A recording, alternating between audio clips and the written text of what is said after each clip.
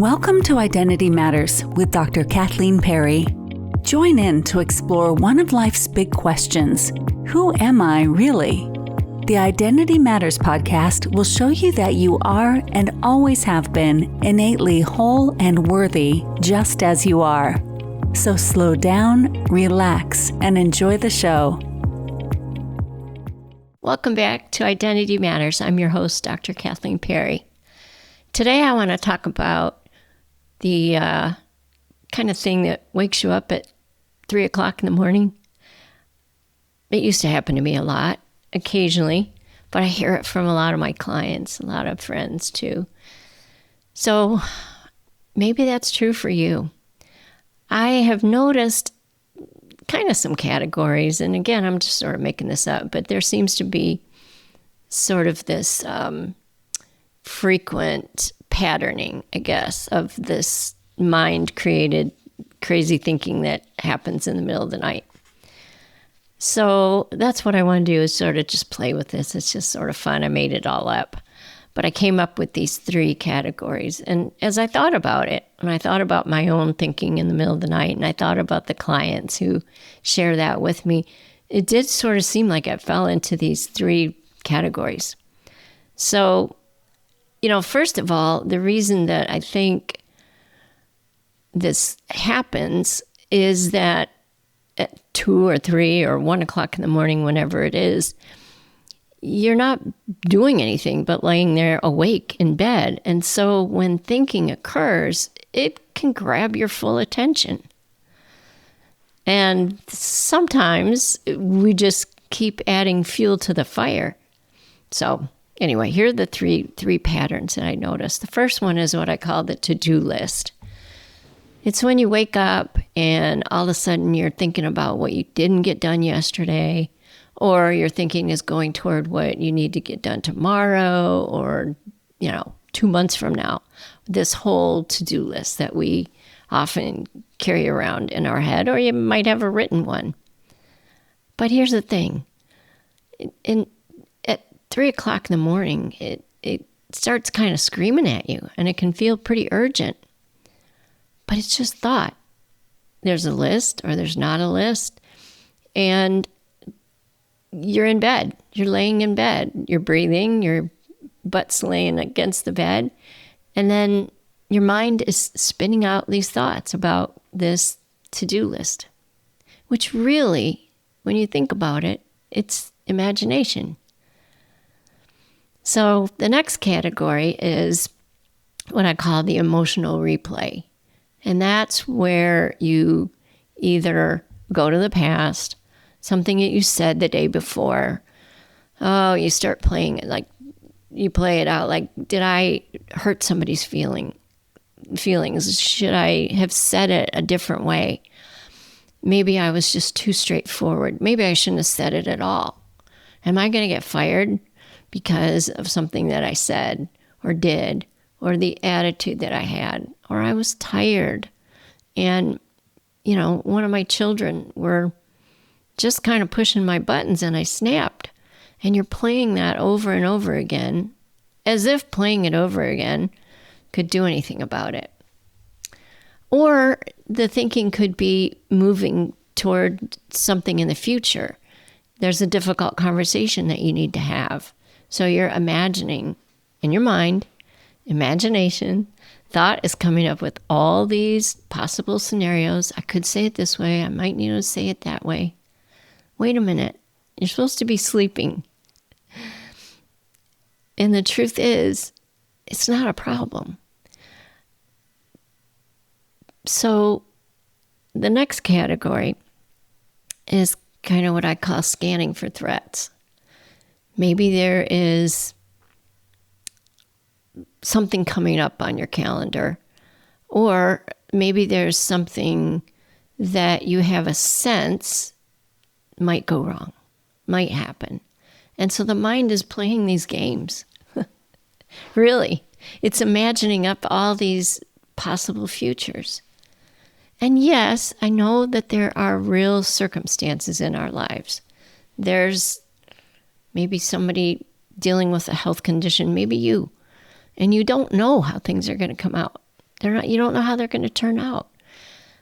And the mind is pretty good at coming up with all these possible scenarios. And is that really helpful? So I'll say that in this podcast, talking about identities, it might be good to sort of mention that too, that what might be at play here is sort of a persona that you've created that causes you to tend to think in these patterns. So if you see yourself as, yep, I'm the organized one. I'm the one that is responsible. I'm the one that makes sure everything gets done. That might tend toward thinking in the middle of the night to go toward that to-do list, right? Or there's this construct that, is acquired or you've taken it on yourself, a persona that I would call the caring or the sensitive one, the one that, doesn't want to hurt anybody's feelings, wants to make sure everything lands right. And so the thinking is, how am I doing? Did I hurt someone's feeling?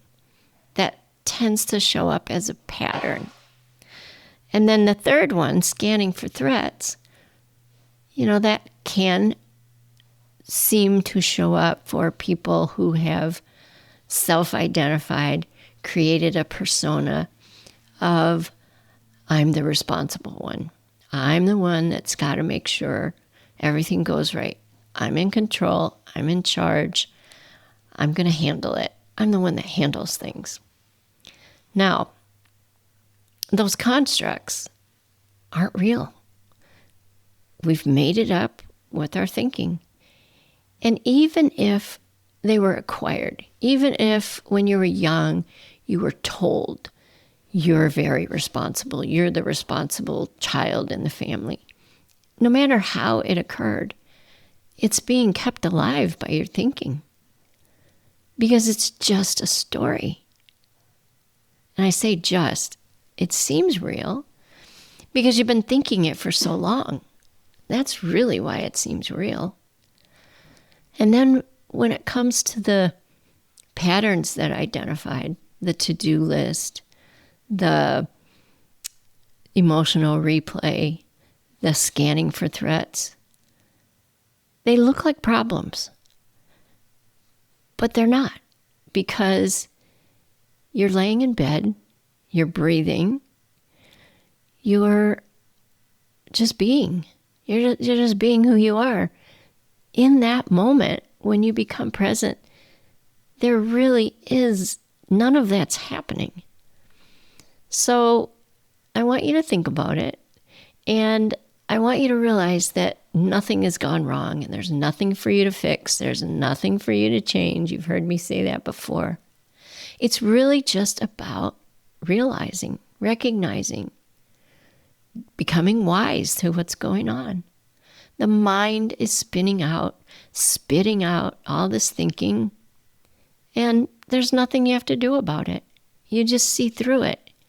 You see through the persona because we're so much more than that. We're so much more than our thinking.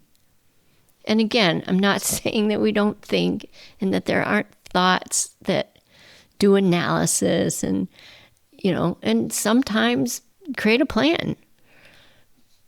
But most of the time, we can just be, and we can trust that if we are just present, if we're just in touch with that essence of who we are, that greater presence of just being, of innate intelligence, of wisdom, of this life force that lives us. It's there, and there's just really not that much to do.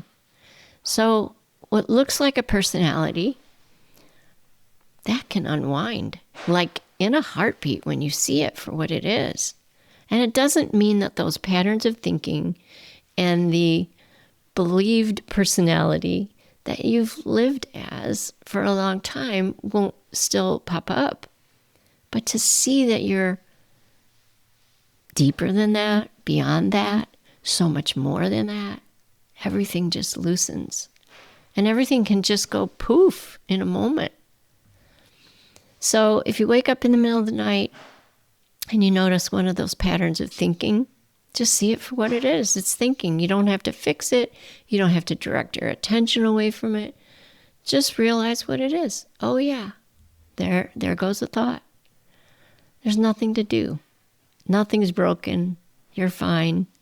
And hopefully you go back to sleep, or you don't. Thank you for joining me today, and I wish you much love. Thank you for listening to Identity Matters. I hope you found this episode insightful. If you're ready to delve further into this journey of self-discovery and uncover your innate wholeness, I invite you to consider one-on-one coaching with me. Together, we can explore the unique challenges and opportunities in your life or your business or both. And through that exploration, help you align with your true self. To learn more about my coaching services, visit drkathleenperry.com/services.